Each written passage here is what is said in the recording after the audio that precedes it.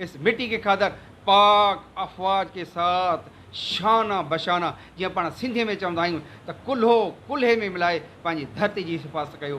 पोइ पाण ॾिठो त हे हुर मुजाहिद, ये हुर मुजाहिद पाण जैसे हम तारीख को देखते हैं, ये हुर मुजाहिद 1963 से वो जो है सो इसमें आ चुके थे। तो 1965 में हज़ारों की तादाद हुर सेक्टर्स पे भेजे गए। वहाँ पे 3 सेक्टर बने हुए थे।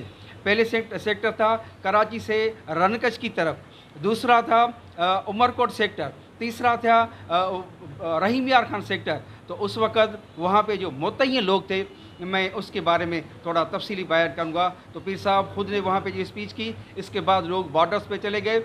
वहाँ पे 2 आदमी अहम थे जिसको मुतय्यन किया गया। पीर साहब आगर के भाई सैयद नादर अली शाह को बाकायदा एक जहाज़ मिला, हेलीकॉप्टर मिला हुआ था, और इसके साथ शहीद अमीन मंगरू को भी भेजा गया। जहाँ आपके हुर डिप्यूट हैं वहाँ आपको उनकी निगरानी कर वहाँ पे जाओ।